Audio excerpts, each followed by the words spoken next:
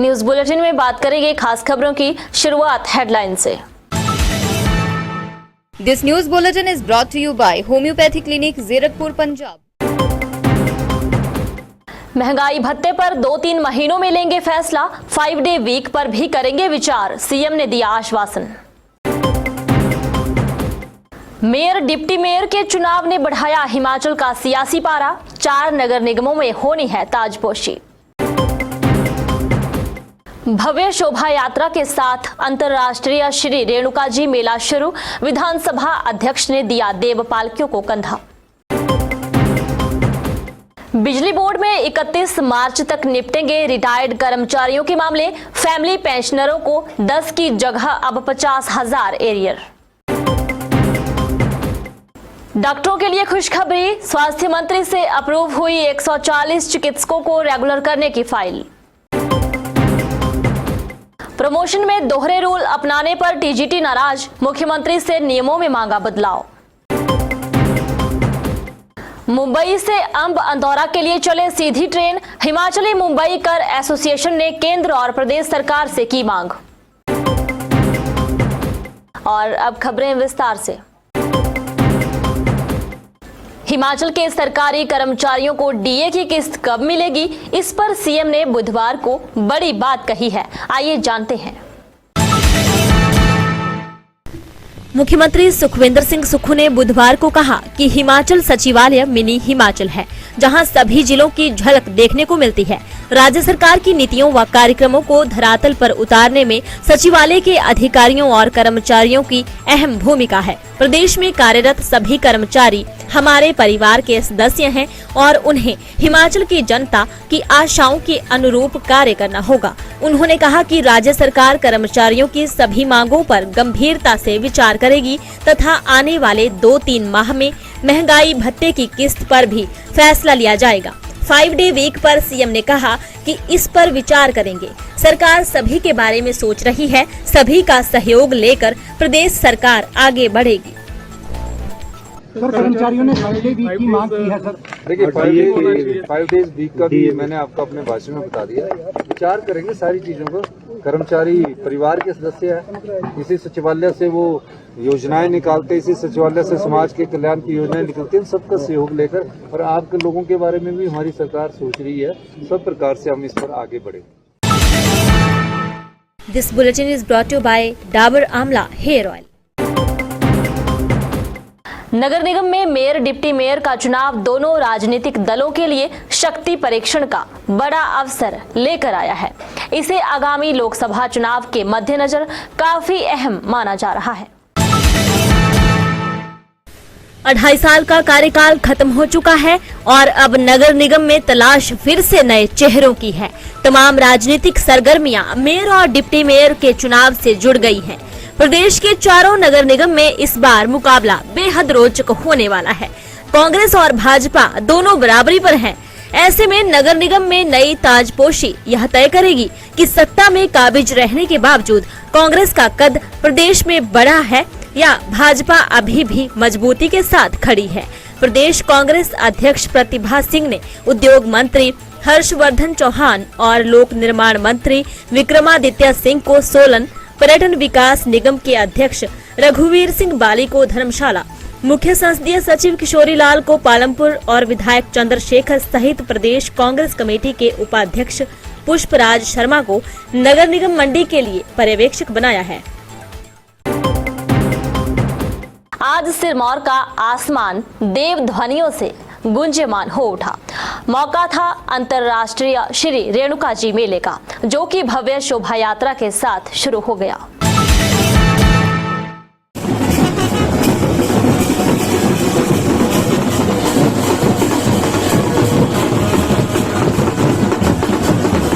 मां रेणुका और उनके बेटे परशुराम के अलौकिक और पारंपरिक मिलन का प्रतीक अंतर्राष्ट्रीय श्री रेणुकाजी मेला बुधवार को शुरू हो गया। मुख्यमंत्री सुखविंदर सिंह सुक्खू के अस्वस्थ होने के चलते विधानसभा अध्यक्ष कुलदीप सिंह पठानिया ने देव पालकियों को कंधा देकर रवाना किया। साथ ही ददाहू से शुरू होने वाली शोभा यात्रा की आगवानी भी की। इसके साथ 6 दिन चलने वाले अंतर्राष्ट्रीय श्री रेणुकाजी मेले का आगाज हो गया। भगवान परशुराम के प्राचीन मंदिर जामो, कटाह, मंडलाह और माशू से 4 देवता मेले में हाजिरी भर रहे हैं।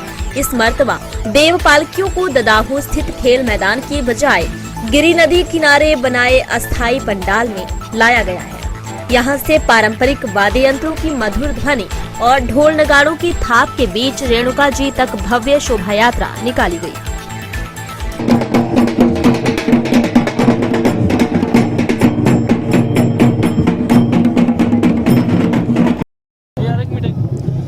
भगवान परशुराम और माता रेणुका जी के इस पावन मिलन के अवसर पर यह रेणुका मेला आयोजित होता है और इसकी ऐतिहासिक, सांस्कृतिक और धार्मिक जो है बहुत बड़ी आस्था है, जो लोगों में स्थानीय स्तर पर और प्रदेश भर में सब में जो है इसकी जिज्ञासा रहती है मेले की।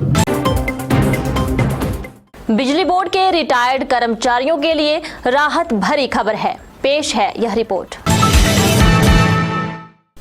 बिजली बोर्ड के पेंशनरों की लंबित मामले 31 मार्च से पहले निपटा दिए जाएंगे। बिजली बोर्ड पेंशनर फोरम की केंद्रीय समिति के प्रधान AS गुप्ता ने कहा है कि प्रबंधन ने 1 जनवरी 2016 से पहले रिटायर हुए कर्मचारियों का वेतन निर्धारण 30 नवंबर 2024 तक और 1 जनवरी 2016 के बाद रिटायर पेंशनरों का निर्धारण 31 मार्च 2024 तक करने का फैसला लिया है। उन्होंने बिजली बोर्ड प्रबंधन के साथ हुई बैठक के बाद यह बात कही। बैठक में प्रदेश भर से आए 25 पदाधिकारियों ने भाग लिया। बोर्ड प्रबंधन ने पेंशनरों के लंबित मेडिकल बिलों के निपटारे के संदर्भ में बोर्ड प्रबंधन ने आश्वस्त किया कि इनका निपटारा तुरंत कर दिया जाएगा। फैमिली पेंशनरों को 10,000 रुपए के स्थान पर 50,000 रुपए के एरियर के भुगतान करने पर पुनर्विचार होगा। स्वास्थ्य विभाग के तहत आने वाले प्रदेश भर के अस्पतालों में काम कर रहे 140 डॉक्टरों के लिए खुशखबरी है। आइए जानते हैं। अस्पतालों में तैनात 140 डॉक्टरों के नियमितीकरण को लेकर संबंधित फाइल स्वास्थ्य मंत्री से अप्रूव हो गई है। ऐसे में अब जल्द ही डॉक्टरों को रेगुलर करने के संबंध में आदेश हो सकते हैं। बताया जा रहा है कि फाइल के वापस स्वास्थ्य निदेशालय पहुंचने के बाद नियमितीकरण के आदेश जारी हो जाएंगे। यह डॉक्टर प्रदेश के अलग अलग स्वास्थ्य संस्थानों में सेवाएं दे रहे हैं। सितंबर माह में यह 2 साल का अनुबंध काल पूरा कर चुके हैं, लेकिन अभी तक इन्हें नियमित नहीं किया गया है। ऐसे में इन्हें नियमितीकरण का इंतजार है। दूसरी ओर से हिमाचल प्रदेश चिकित्सा अधिकारी महासंघ ने सरकार से मांग उठाई है कि जल्द से जल्द इन डॉक्टरों का नियमितीकरण किया जाए ताकि इन्हें किसी भी प्रकार का वित्तीय नुकसान न उठाना पड़े। प्रवक्ता पदोन्नति हेतु न्यूनतम अंक शर्त में दोहरे नियम होने से शिक्षक नाराज हैं। इस विसंगति को दूर करने के लिए अब शिक्षक संघ ने CM से अपील की है। प्रदेश में 19 अगस्त 2011 से पहले नियुक्त TGT को PGT प्रवक्ता की प्रमोशन बिना न्यूनतम अंक शर्त से छूट मिली है, लेकिन इस तारीख के बाद नियुक्तियां प्रमोट TGT स्नातकोत्तर विषय में 50% अंकों के बिना पदोन्नति नहीं मिल रही। इस तरह एक प्रवक्ता पद के लिए दोहरे पदोन्नति मापदंड बन चुके हैं। एक तरफ 33% अंकों वाले भी प्रवक्ता प्रमोट हो रहे हैं और दूसरी ओर 19 अगस्त 2011 के बाद नियुक्तियां प्रमोट TGT को 49% अंक होने पर भी प्रमोशन से वंचित कर दिया गया है। अब इस विसंगति को दूर करने की अपील राजकीय TGT कला संघ के प्रदेश अध्यक्ष सुरेश कौशल और महासचिव विजय हीर ने प्रदेश सरकार से की है। साथ ही NCT के वर्ष 2012 से अब तक हुई अधिसूचनाओं के अनुसार प्रवक्ता भर्ती पदोन्नति नियमों में बदलाव की अपील की है। मुंबई से अंब अंदौरा के लिए सीधी ट्रेन चले तो बात बन जाएगी। केंद्र और हिमाचल सरकार से यह डिमांड मुंबई कर एसोसिएशन ने की है। हिमाचली मुंबई कर एसोसिएशन ने केंद्र सरकार और हिमाचल के मुख्यमंत्री सुखविंदर सुक्खू से मुंबई से अंब अंदौरा ऊना के लिए सीधी ट्रेन चलाने की मांग की है। एसोसिएशन का कहना है कि मुंबई से अंब अंदौरा ऊना के लिए सीधी ट्रेन उपलब्ध न होने के कारण कई यात्रियों को चंडीगढ़ रेलवे स्टेशन कभी कभी आधी रात उतरने के लिए मजबूर होना पड़ता है, जिससे अप्रिय घटनाएं होने का अंदेशा रहता है। मुंबई से चंडीगढ़ तक 30 घंटे की यात्रा करने के बाद हिमाचल में अंतिम गंतव्य तक पहुंचने के लिए बस यात्रा में 9 से 10 घंटे लगते हैं। अगर मुंबई से ऊना अंब अंदौरा के लिए सीधे ट्रेन चलाई जाए या फिर बांद्रा चंडीगढ़ SF एक्सप्रेस संपर्क क्रांति ट्रेन आदि का विस्तार किया जाए तो यात्रियों को बड़ी सुविधा मिलेगी। चलते चलते में कुछ और बड़ी खबरें। OPS लागू करने पर केंद्र ने हिमाचल पर लगाई कई पाबंदियां। सीएम बोले कर्ज लेने की सीमा भी घटा दी। बिलासपुर पुलिस ने 31 वर्षीय युवक से पकड़ी 1 किलो 914 ग्राम चरस। मंडी भराड़ी के पास हत्थे चढ़ा तस्कर। बिलासपुर में सजा डांस हिमाचल डांस का मंच, बच्चों और युवाओं ने दिखाई प्रतिभा। क्रिकेट विश्व कप की मेजबानी के बाद धर्मशाला एक बार फिर बड़े खेल आयोजन को तैयार। 28 नवंबर से जोरदार मुकाबले।